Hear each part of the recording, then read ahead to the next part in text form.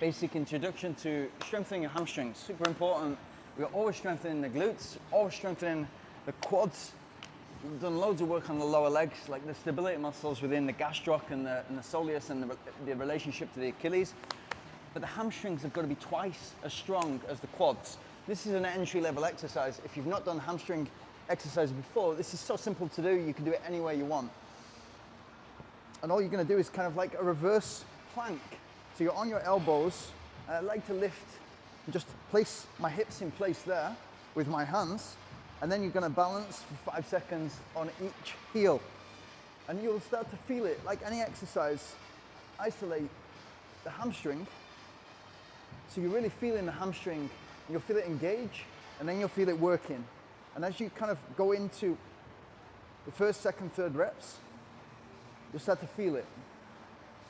And the longer you hold, the more you'll kind of start to shake like that. You can probably hold 10 seconds before it really starts to shake. Just 5 seconds on either side. 3 times 20 each leg I do.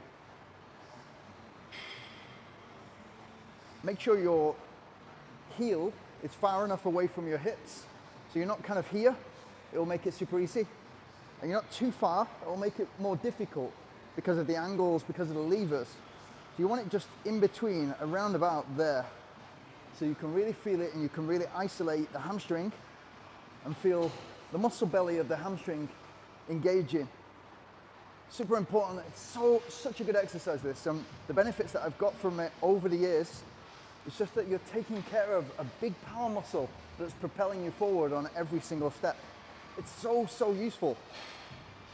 And we're often in the gym. If you come into the gym and you're constantly looking in the mirror, you're looking at the muscles that you can see. So we have the tendency to work on our quads because we like to see the 4 muscles in the quad muscle at the front. We like to see the six pack. We like to see the pecs. We like to see the arms. Not important. What's important for a runner is you've got really strong glutes, really strong hamstrings, and then robust lower leg. So robust gastroc, soleus, relationship between the Achilles is strong, and then fast feet. So you're working on all the exercises that we've talked about around the feet as well. But this will take care of your hamstrings, or at least an entry level exercise for the hamstring. I'll go through some progressions later. I've been talking so I've lost count, but that might be the first set.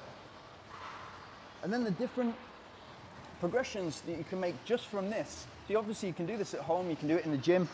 It's going to take you 3 times 20, it's going to take you no more than 5 minutes. Super important exercise, and if you do this twice a week, and make sure that you're taking care of your hamstrings.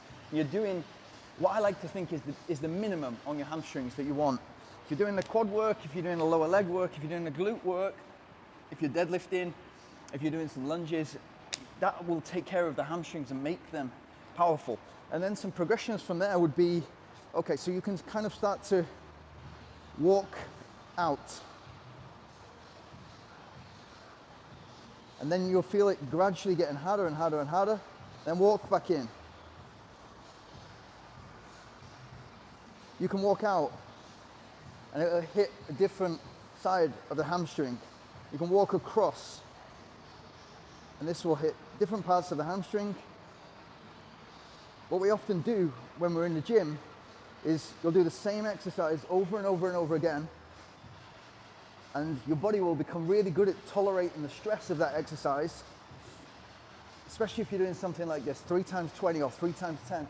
And if you're constantly doing that the same way, the same resistance, if it's a body weight resistance exercise, your body will learn to take that stress. And yes, it will become strong enough for that stress, but any variations from that, which you're going to get in running, especially if you're thinking about things like trail running or different terrain running, where your hamstring is doing a slightly different motion or is brought off linear, then you'll run into problems and you want to be more robust than that. So just play around with it.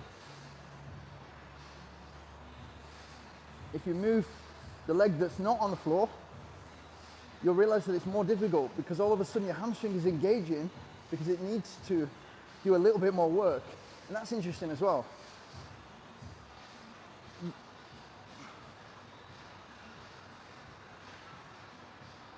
Okay, there we go.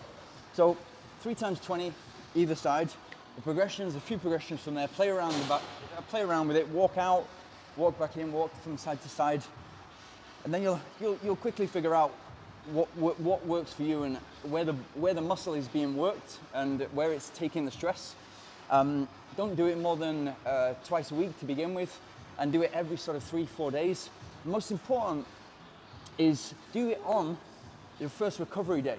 So if you're doing an interval session on a Wednesday and a long run on a Sunday, don't do it the day after that or the same day as that, but do it the day after. So if I've got an interval session on a Wednesday, I'll do this on a Friday, and I'll do it not on the Sunday, not on the Monday, the recovery day, but on the Tuesday. Great, thank you very much.